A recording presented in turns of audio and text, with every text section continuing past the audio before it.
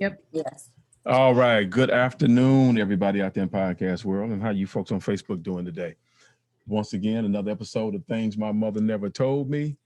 Another one of our special guests. Ooh, she's special. Yeah, we're gonna learn a little something today. Yes, we are. Like your parents always tell you, I'm gonna learn you something. I'm gonna learn you something. All right, then here. All right, Erika. Tanya's gonna read your bio, and then we're gonna jump in, ask you some questions, and let you tell your story.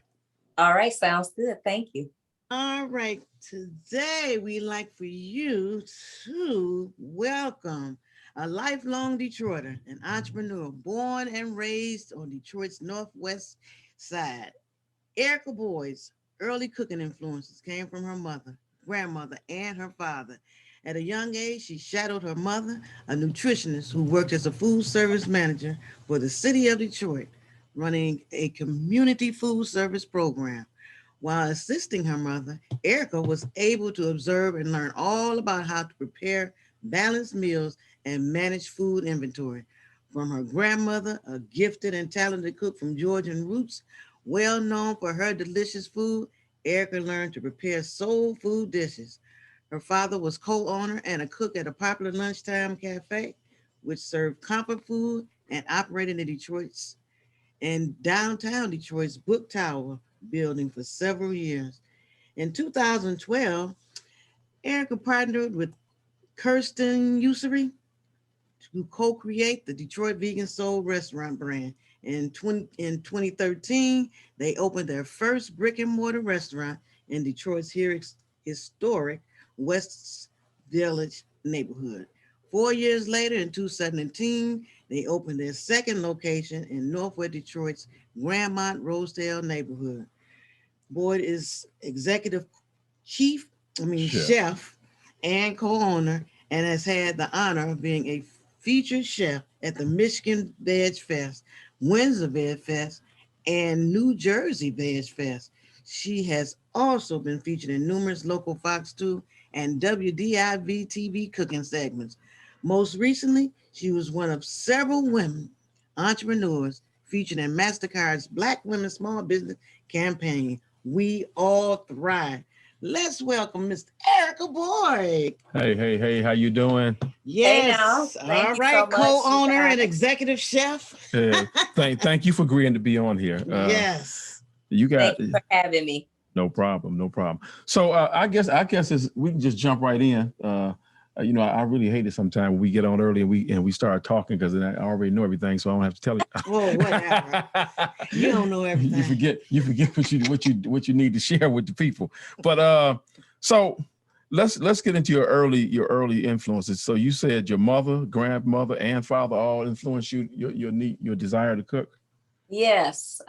When I was growing up, my mother, well, first of all, I would be remiss without first mentioning my grandmother, because it all began with her. Doretha Kennedy Hall, affectionately known as Candy by her family members, and respectfully and lovingly known as Big Doe by her grandchildren. So it began with her, with the great one, my grandmother. All right. And she laid the foundation. She was a she not only did she cook, it was way deeper than that. Mm-hmm. She had a calling and a ministry toward the culinary arts. Okay. And she not only did she cook for the family, and she also cooked for many prominent ministers in and around the city and in the nation. Okay.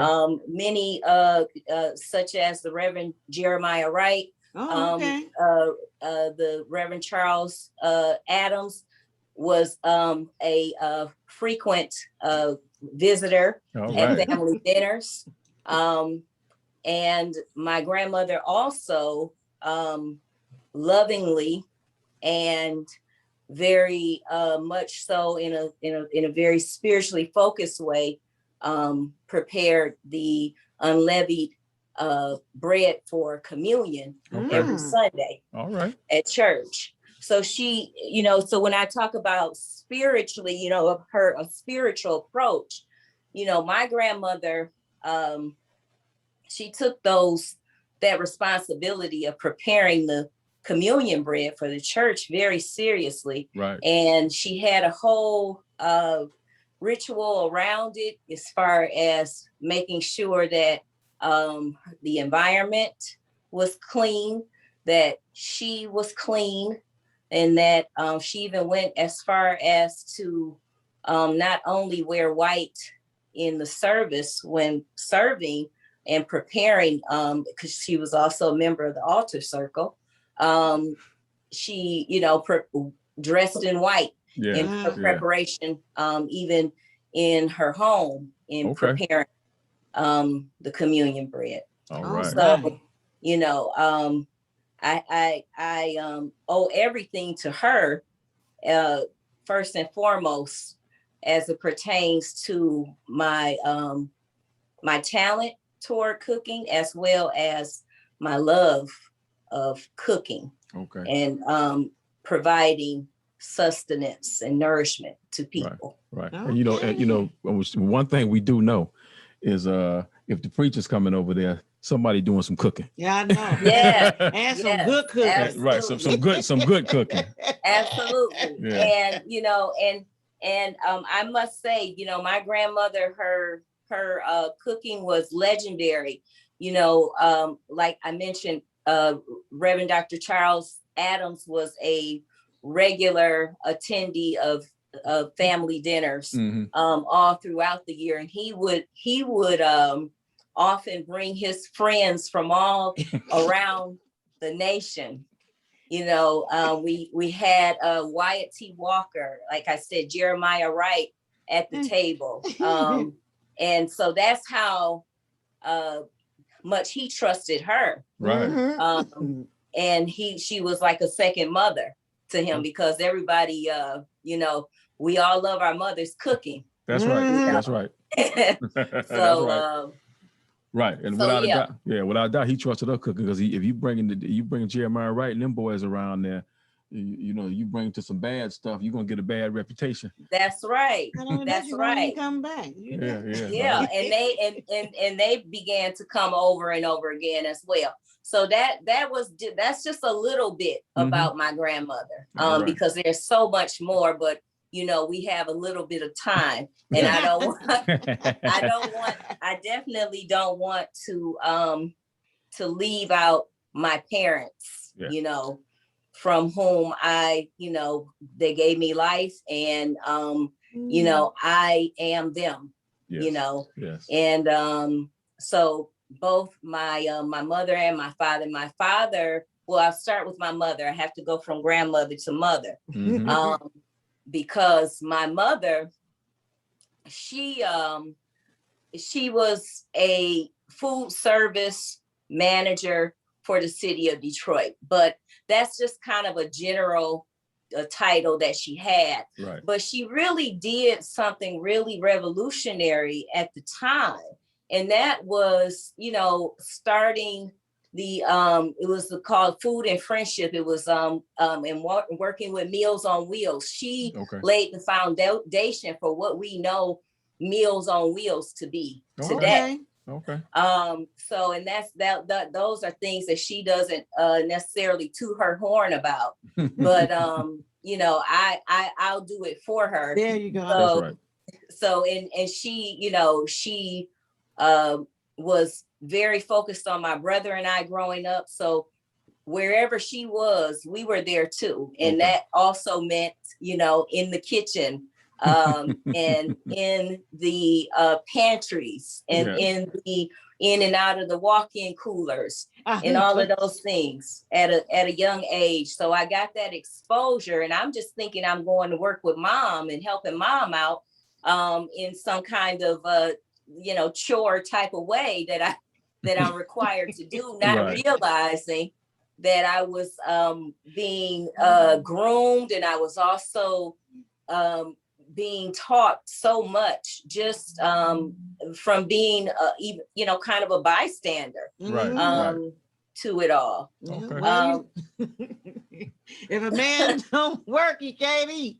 Hey, we gotta eat. We gotta He eat. gotta eat. You gotta eat. Yeah. All right. And so lastly, my father's influence, I would say, my dad, he was an all-around Renaissance man.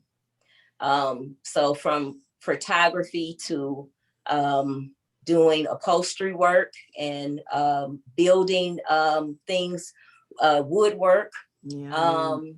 He also was an excellent chef and cook. Okay. And he took great pride. That was one of the ways that he showed love and affection as Okay. well, Okay. was through his cooking. And, being the artisan man that he was, he at one point in his life found himself in a position where he had an opportunity to be a part of a small restaurant group at the time, and they opened up a small lunchtime cafe in the Book Tower building. They had a little antique shop going on in there as well, and then they also had a bar downtown, a bar and grill that they were operating as well, all at the same time. So that had a huge influence on me to see him transition from doing upholstery work and those kinds of things to doing to being a chef and excelling at it so quickly. Okay. So you really didn't have much choice. I really didn't. I never would have figured that. But Right. when I look back on it and I'm actually going through the story, I guess I really didn't have a choice. I guess it's kind of in my DNA. Yeah. You being prepped every step of the way. Yes. Yes. Yeah. And so what got you into what's the best way to put it? Well, I mean, what got you into the vegan lifestyle? Okay. Well, I should say that there were a couple of attempts early on in my 20s where I attempted to practice a vegetarian diet. Okay. The first time was at 22, and the second time was at 27. The longest that it stuck was about 6 months, though, during that time period. Yeah. So I had some exposure to plant-based or vegetarian eating, back in the 90s, when I was starting my college career. Mm-hmm. We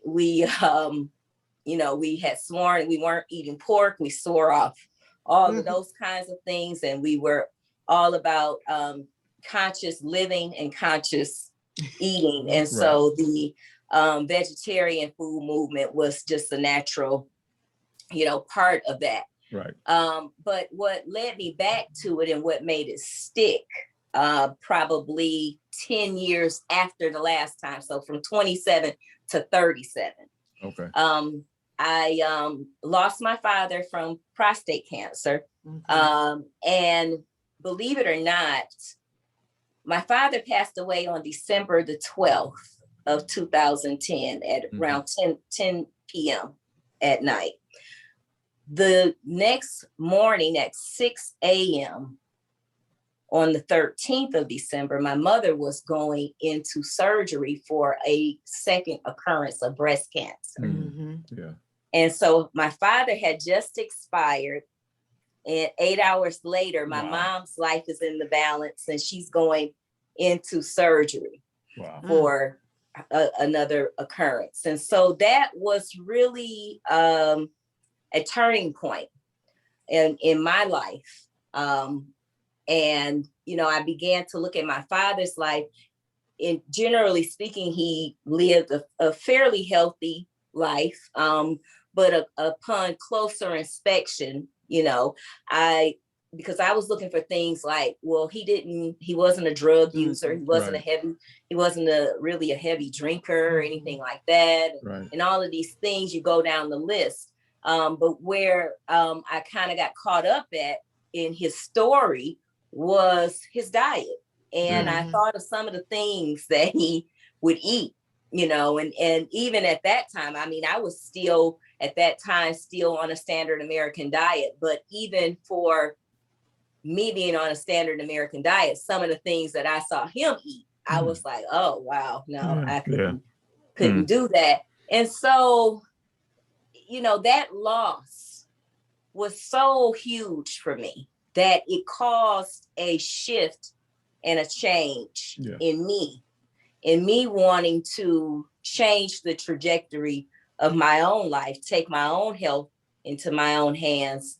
I realized that, you know, when we started out and I talked about me being, you know, a product or being my mother and being my father. Right. Well, the same can be said for, you know, their health crises that they've experienced and, you know, all of those things, that if I didn't do something consciously to change or get on another path, that I may have to deal with some of these things as well. So that's what caused the shift where I kind of locked in and got more serious. Yeah, you know what? That was the same way with me too. My mother had passed, and I had developed high blood pressure. I had never had high blood pressure, and so that's when I said, and my doctor said, "Well, you ought to change your diet, you know," and that's when I started eating avocados and you know, and I'm just saying I started you know, with the Metamucil and all those type of things. You know, taking sugar off my diet. And I lost some weight. Yeah. Because I had got serious and I was scared because I was like, oh my goodness, high blood pressure is a silent killer. Right. Yeah. You know, it's something that I want to go back to. I don't want you to have to dwell on it, but okay, sure, no problem. You said your father passed away. Yes. And then the next morning, your mother had surgery for cancer. Yes, sir. So was his 8 hours late? 8 hours later. So, yes, sir. So was his death, even though he had, you said prostate cancer, right? Yes. So when he died at that time, was it unexpected? Kind of, yes. You know, I had as much notice as I could throughout the process. You know, basically in about 18 months from the time that I became aware that we knew what we were dealing with, he had passed. Right. Okay. And the reason why I say that, you know, it's just like I said, that ain't what we on here to talk about, but it's part of your story. Sure. Is that for you to have to deal, and in fact for your family to have to deal with both of your parents being severely ill with cancer at the same time.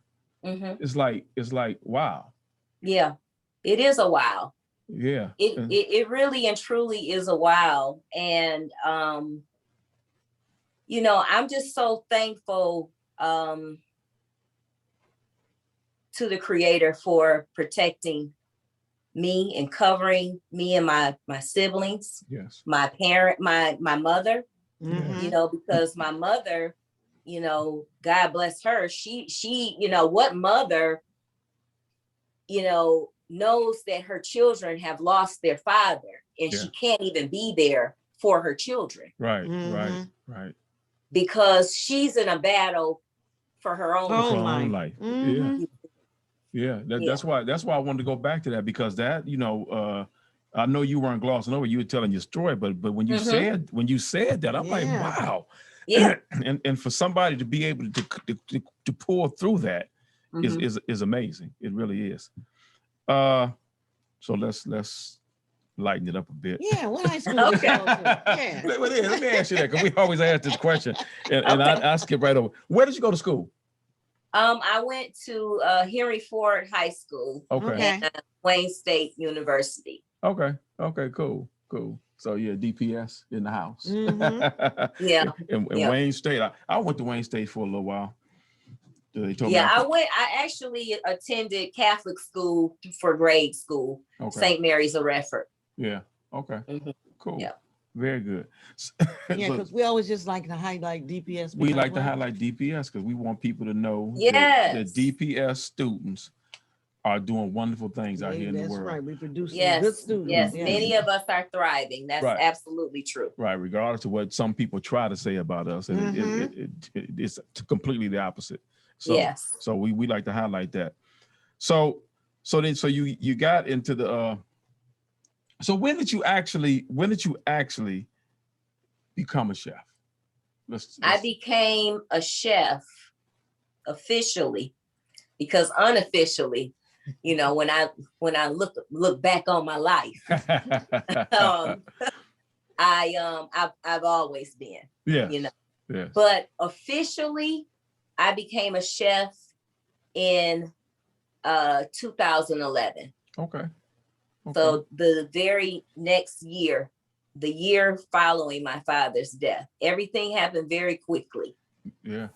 Wow. Very quickly. I received my, I lost my father. My mother pulled through, and thank God she's still here and doing very well, and has adopted a vegan diet, and is a real true blue plant-based warrior. All right. She is. But you know, I'm sorry, I lost my train of thought. Can you take me back to yeah, I was asking when you actually became a chef. Yes.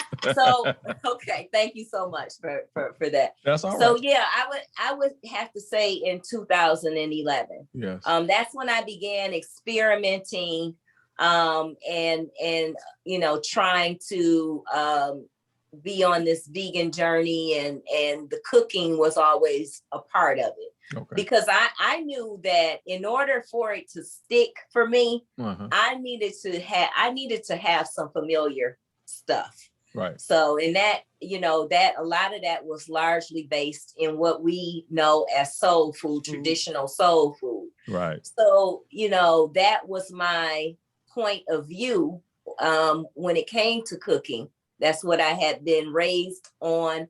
That's what my grandmother was an expert at. And that's what I studied. Right. And so I knew that if I was going to make it for the long haul, that I was going to have to figure out how to make vegan soulful. All right. Because I had never heard the term before. Now, vegan soul food. It's an oxymoron. That's why. Soul food by definition ain't good for you.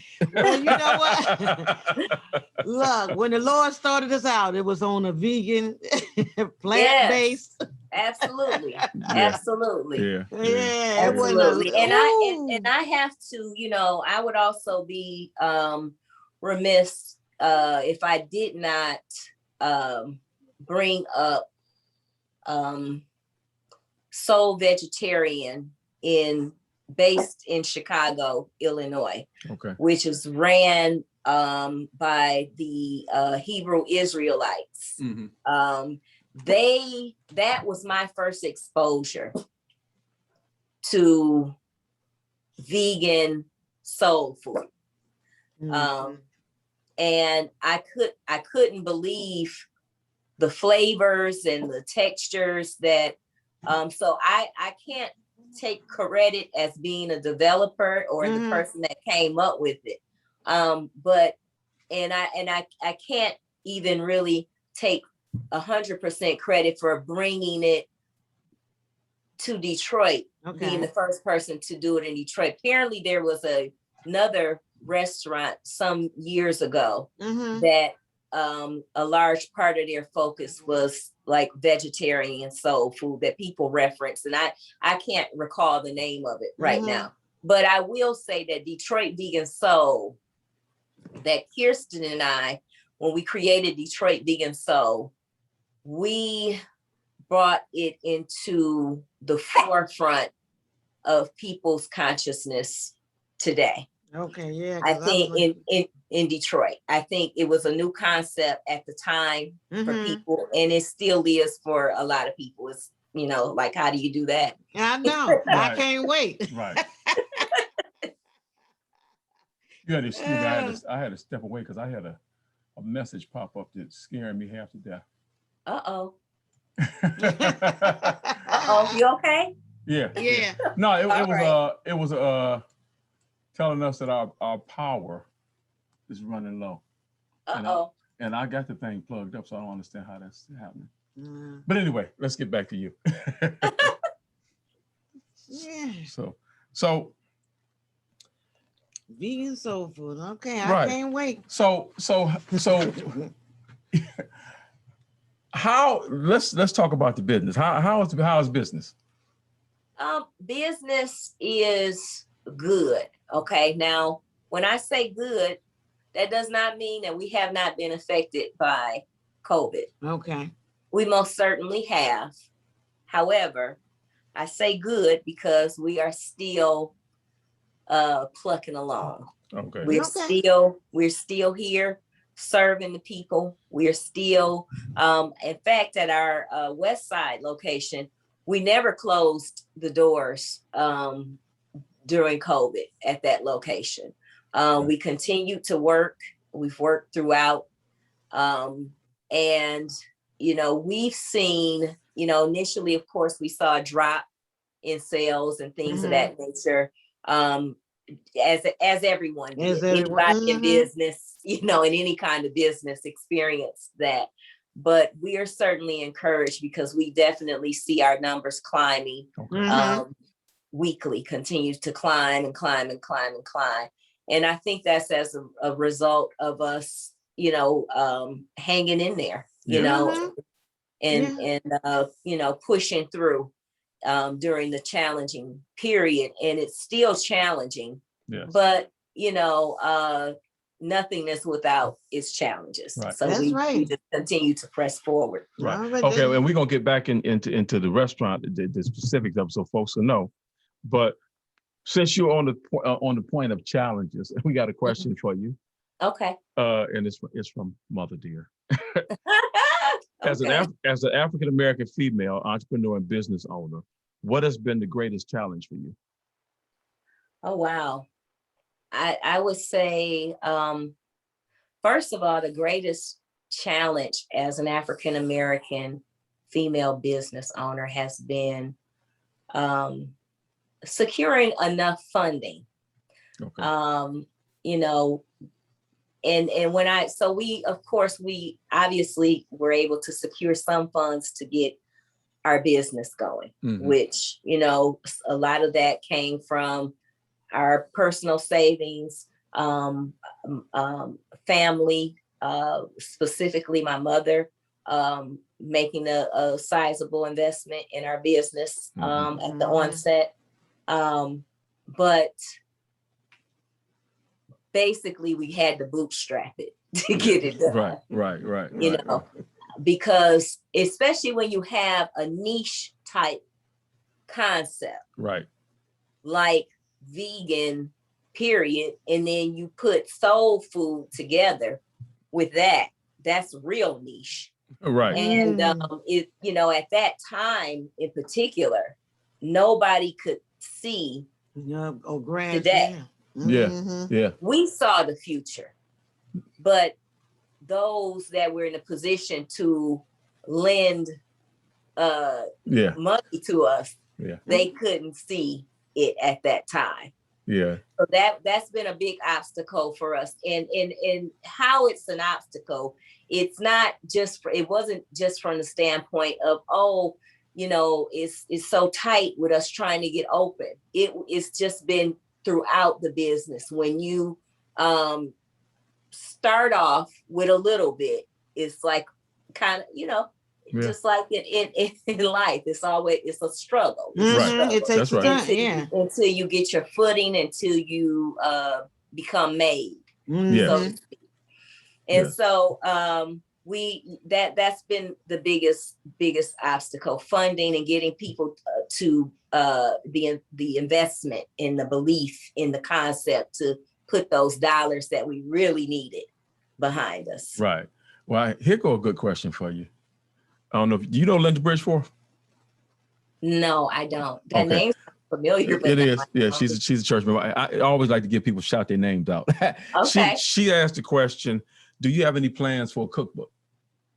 I absolutely do. And we've been planning a Detroit Vegan Soul cookbook for quite some time and gotten lots of requests. So yes, in fact, this is what I'll say. The cookbook is going to likely come out around our 10-year anniversary. Okay. That's a good time. So too. that's what we're planning for, is Great. to release a cookbook for our 10-year. What better time than at your anniversary? So what I'm gonna do is, because I'm gonna make sure we get everything we want to talk about in, so we're gonna speed up the questions just a little taste. Okay. What? Kirsten, your partner. Yeah. Okay. How'd y'all get together? Well, so Kirsten and I, we connected at initially on just from the very beginning on wanting to be entrepreneurs. Okay. When we became friends, we right away started talking about all different kinds of business concepts and things that we could do. And at one time we were planning opening a tea lounge was one of the things that we wanted to do. And this was very early on. I'm talking about like 04, 05-ish. Okay. We were having those kind of conversations. And I actually moved into the West Village neighborhood around that same time.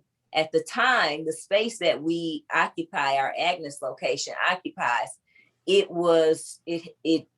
had previously been a little cafe, and it was empty though. Mm-hmm. And so often I would just walk through the neighborhood and kind of pass that place and literally just visualize what could be in that space. Okay. Yeah. Right. Well, it's good because that was the question I was going to ask you. How did you wind up in the West Village location? So that's good. You answered the question. Yeah. I answered the other question. Yeah. Yeah. So that's good. And so,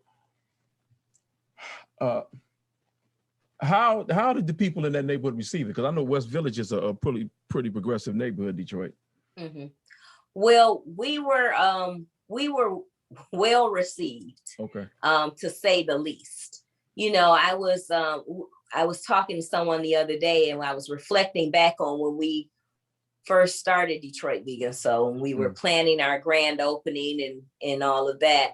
And I remember Kirsten and I having a conversation talking about how great it would be if we got like 100 people to come through for the day. That was a win for us in our mind. Right. We didn't have anything to compare it to. We didn't know.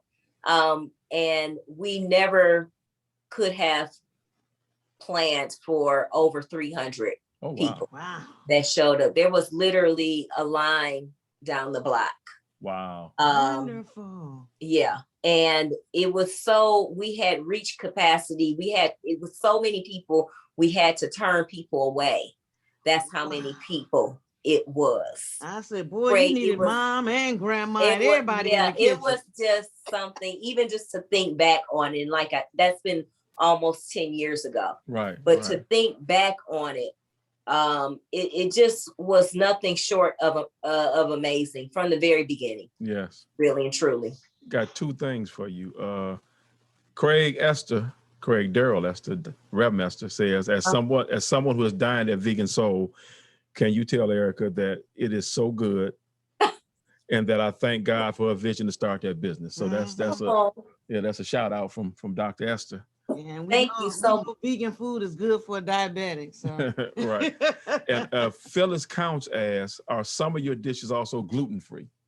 Yes, we do have some gluten-free dishes, and that's something that I'm always trying to develop more of, gluten-free, soy-free options. So I think we have a good mix on our menu of soy-free options, nut-free, gluten-free options, something for everybody, Okay. regardless to what their dietary restrictions may be. Now, however, I do want to say this. We are a soul food restaurant. Yes. Okay, that is focused on plant-based eating. Right. Okay. With that being said, we do sweeten things that should be sweet. Okay. We are not a salt-free place, although we take measures to try to be mindful of sodium content and to honor requests whenever we can to omit things like that. Mm-hmm. Okay. But we are unapologetically soul food. We are the place that when a vegan wants a bit of indulgence and wants some of those nostalgic flavors and things that they're kind of used to and that they don't get that much, we're the place that they can come and sit down and have a down home plant-based meal, and they know that it's 100% vegan. It's all the way legit. They don't have to worry. They can eat anything on the menu. It's all allowed. All right. See, that's what makes you unique from the other vegan. Okay. So two things. Jonetta Wyckoff asked, what are some of your favorite dishes? Because she ready to place an order. Okay. So I will have to say definitely our soul platter.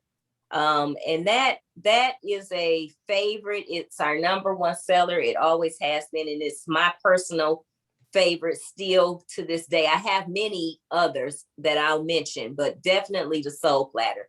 And that's your traditional kind of what you think of when you think of soul food. It's got your collard greens, your mac and cheese, some black eyed peas and rice. It's got cornbread, and we do catfish tofu, and so we cornmeal batter and season, and it's very close to what you would think of when you would think of a catfish type of I'm gonna have to try because it's sure hard to believe. yeah. Well, I can make you a believer. Okay. There you go.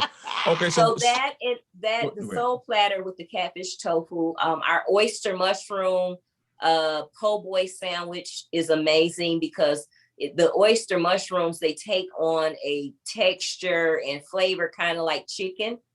And you batter it up and fry it and throw it on that hoagie bun with the lettuce and the tomato and some pickles. And listen, let me tell you, okay, it's the truth all day.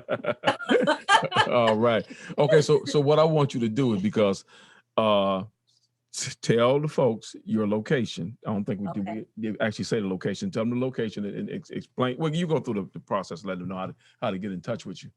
Okay. Well, we're right. We have two locations right now. We're working out of our West Side location, which is located at 19614 Grand River Avenue. And our hours of operation are Tuesday through Saturday, from 12 noon until 6 p.m. for this season. I should also note, since we are live, that the week that we are in currently, we are closed. However, check back with us on Tuesday. Okay. We should be back in motion. Okay. So 19614 Grand River is where we're currently operating. Our east side location at 8029 Agnes is temporarily closed. We had to close due to COVID. We opened back up for a minute, just staffing issues. So if anybody that is out here listening, that is looking for employment, is looking to be a part of a team and be a part of building up a Black business, please check us out our employment link on DetroitVeganSoul.com Okay. for Okay. employment. It sounds good to me. Look at that. Mhm. Listen to y'all out there. Y'all get a chance to even get hired somewhere. Yes. Thank God, good. Yes. I know. All right. Thanking him for that vision. Yeah. That's all So what I want to do right now, because we talked about this before, and so now I got to put you on the spot, and then we'll close. Then we'll get ready to close. All right. Things my mother never told me. Okay. So as you know, my brother, that, my mother, let me say this, it's not a whole lot my mother hasn't told me. Yeah. But I'll say this, and it just came to me just now. My mother, being the giving, loving person that she is, and she is always so concerned about everybody. Yes. Else. Yes, she is. She takes care of everybody in the family. She takes care of her church family. She does. When she was working, she took care of her work family. She is a caretaker. Mm-hmm. And so she taught me to do that, to look out for other people. But things my mother never told me. Take care of yourself first. Hello. Yeah. Yeah. Without a doubt.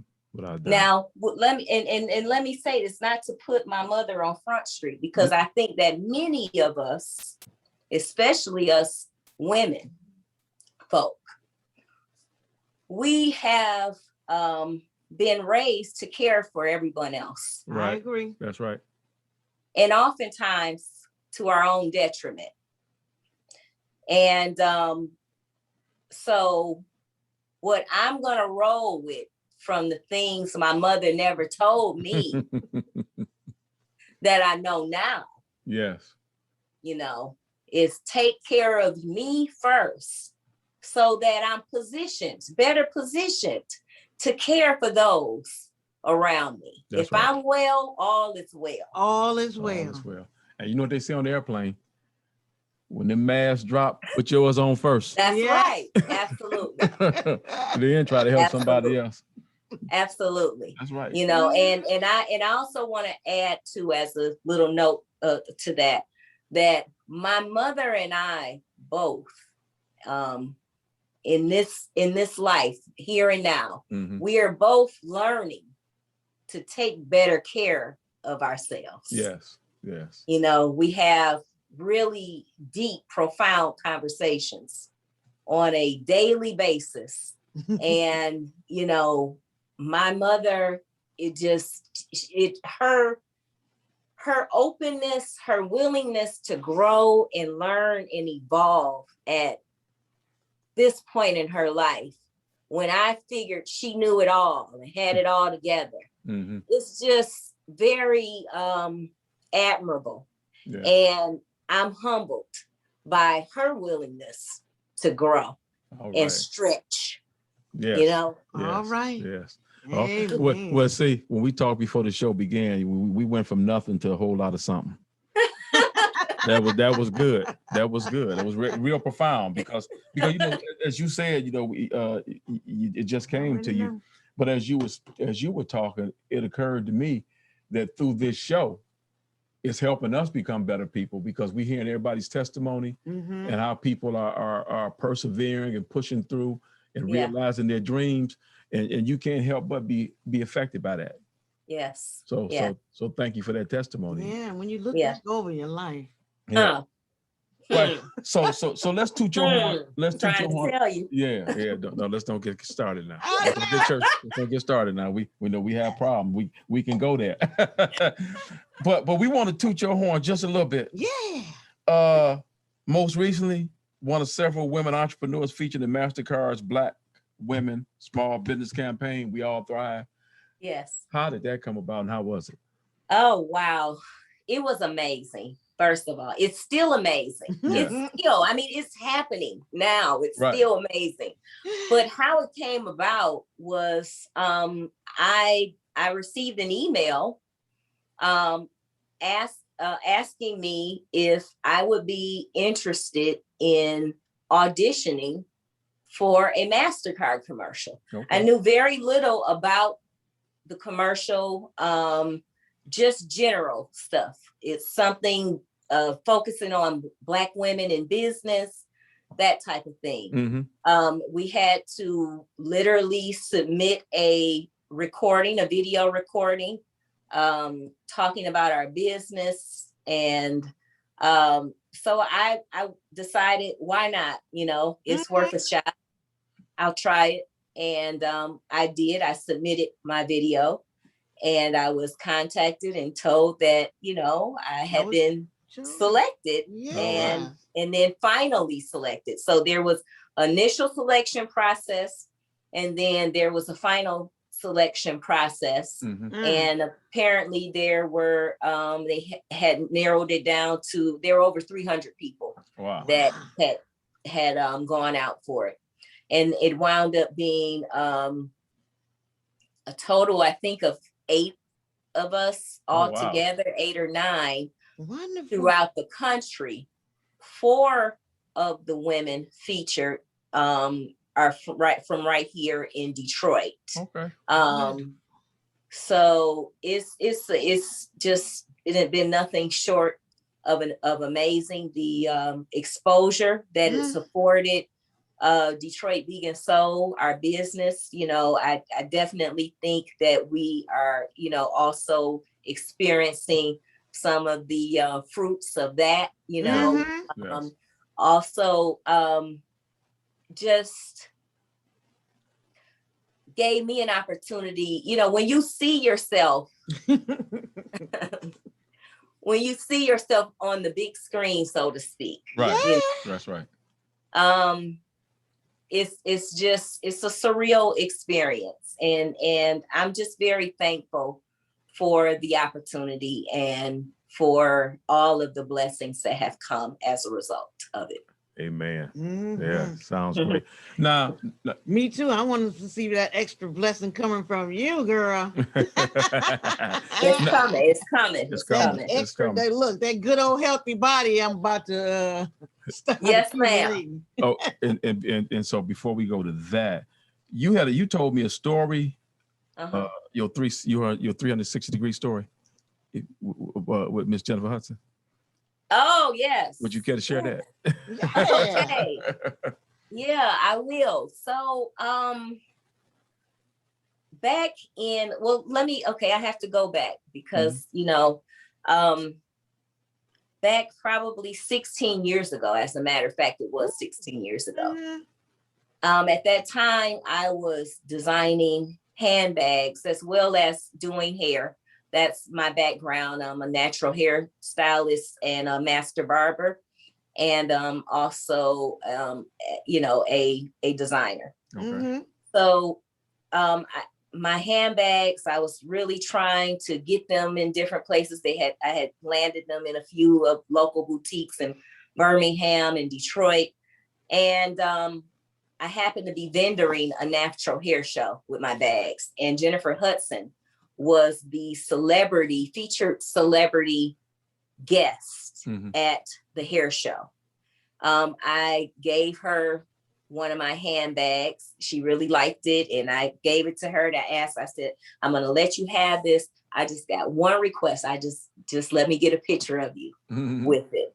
And so she obliged, and I got a shot of her with the bag. I never thought anything else about it. Of course, as her career began to take off, and she became more famous, of course, it's something that I thought about. Oh, I remember when I gave her that bag.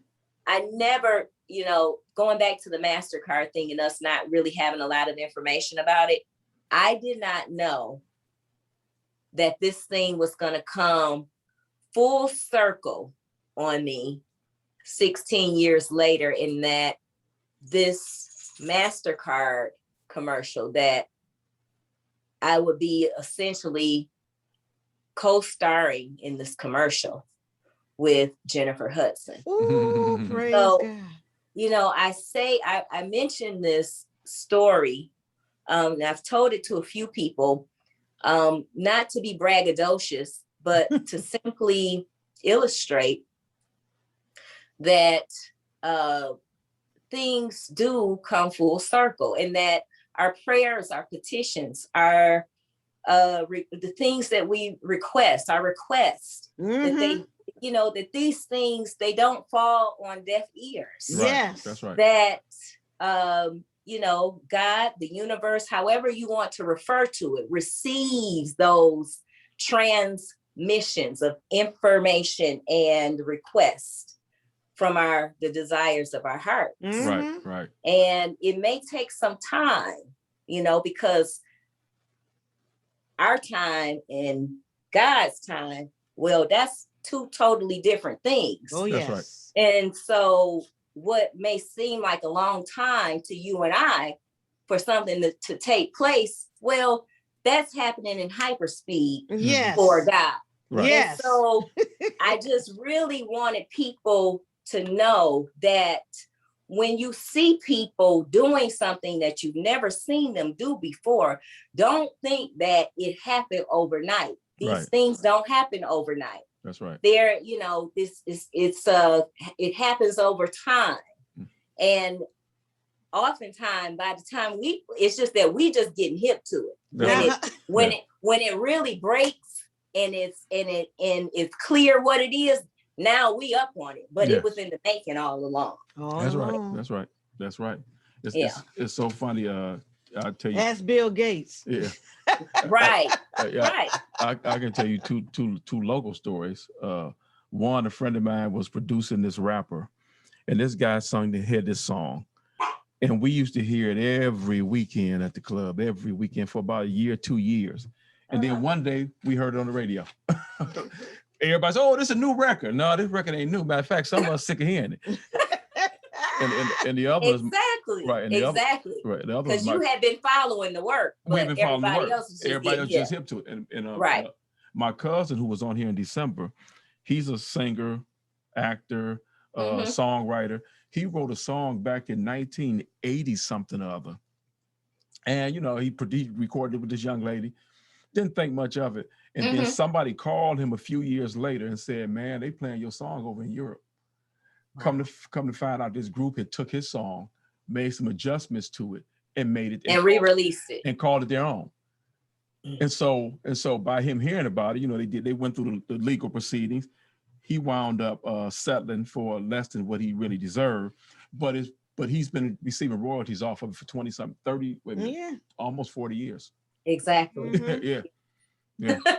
So, you know, it don't happen when we think it's gonna happen, but if we persevere.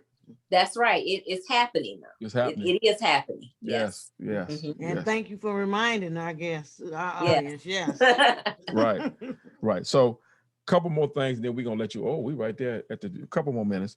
So you were featured chef at Michigan Veg Fest, Windsor Veg Fest, New Jersey Veg Fest. You ain't even in New Jersey. And you've been featured on a couple TV shows. How was that? Well, it was great. It's always, you know, great when your work reaches other people. It reaches beyond your community and comes to the attention of others around the nation. And even in some instances, we've been approached from people around the world that have found out about what we're doing. So that's always a you know, it's a blessing to have that reach. Yes. So it's a great thing. It's you know, I remember my dad, he used to be a fan of Peter Nielsen, that was on I forget which station, I think Fox 2, as a matter of fact, for years. You know, he had his regular segment. And I get tickled sometimes when I think about my father, and I think about Peter Nielsen, and I think, wow, how many times have I been on Fox 2, you know, and how tickled he'd be, you know, to know that I'm, you know, I've done so many of these segments, just like Peter Nelson was doing.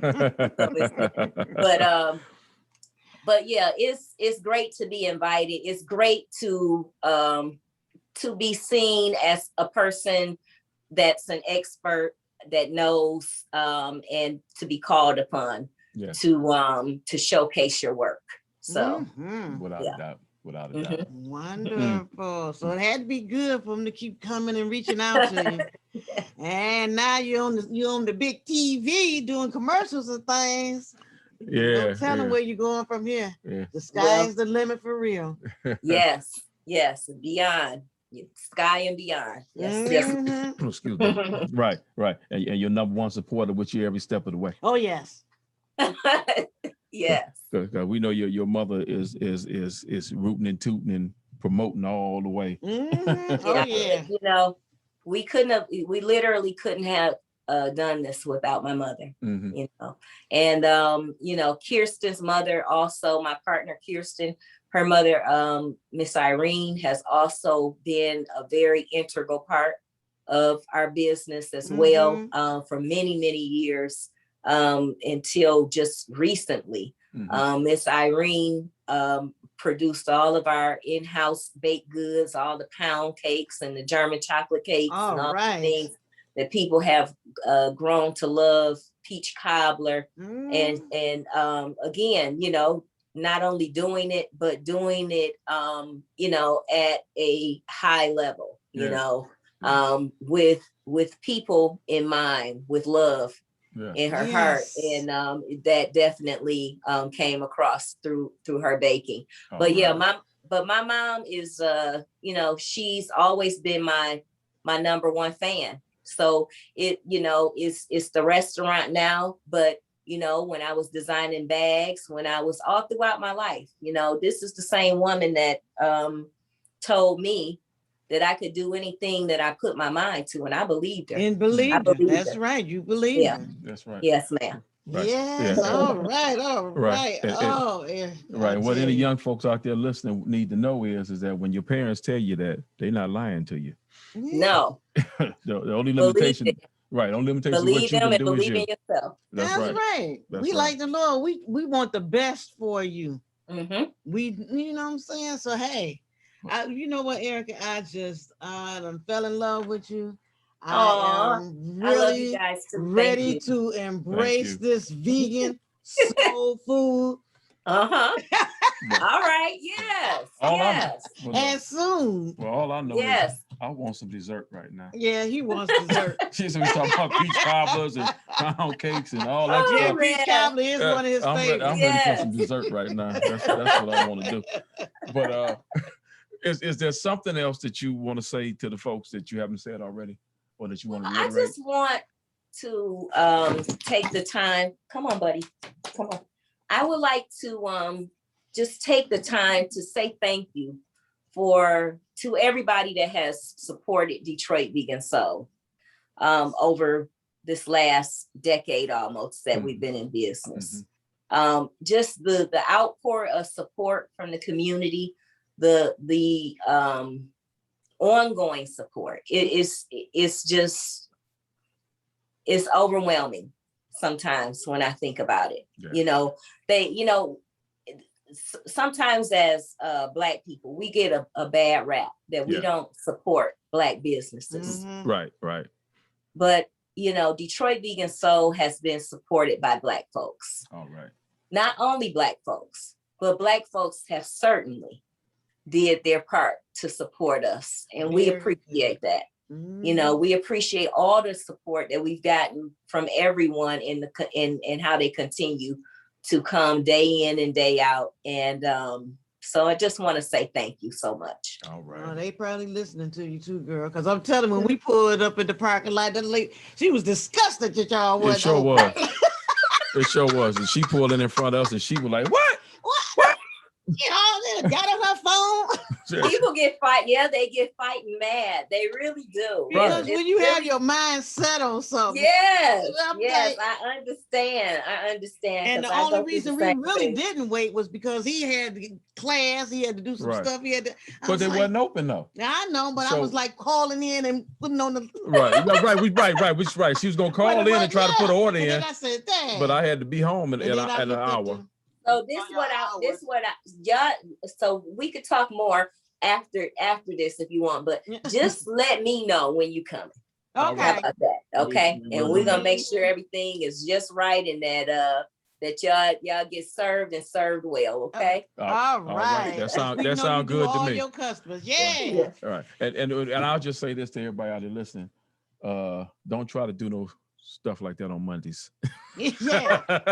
Don't go on Mondays. No, don't go on Monday. Don't go on Monday. Do not come on Tuesday. Yeah, go on home. Tuesday. On Monday, go on home. Go home. Yeah. let them people have their day off. Because we've never been open on Monday. Yeah. Let them people have their day off. Not to say we never will, but so far we have not been open on Monday. But like you said earlier, though, you need a day off to take care of your business. Sure. In a relaxed way. Yeah. So you and our staff and our staff too, because being in the restaurant business, it's not like working a Monday through Friday office gig where you guarantee the weekends off. In fact, it's the opposite. I tell when I hire cooks, I tell them off the bat, you're going to be working on the weekends. Is the weekend is prime time in the restaurant business.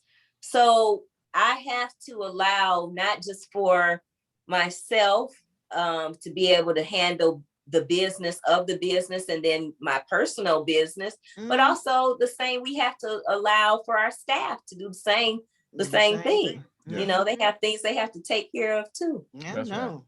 Right. Well, like I said, I'm going to embrace that vegan soul food now. I'll probably Tuesday before I get my shot.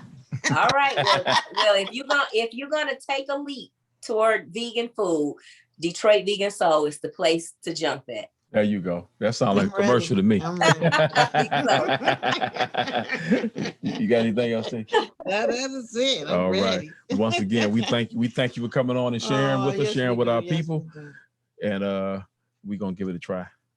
Thank you so much for the opportunity. It's a wonderful platform that you all have. It was a pleasure to be invited, and it was a even better time with you all. Thank you. All right, thank you. Thank you. Have a good one. And so everybody out there, go ahead and give them a try. All right. All right. Rub Parker for me. I will. All right. He's saying bye. Say bye-bye, baby. Yeah, bye-bye. Yeah, we'll bring our dog up. They might get to barking at each other.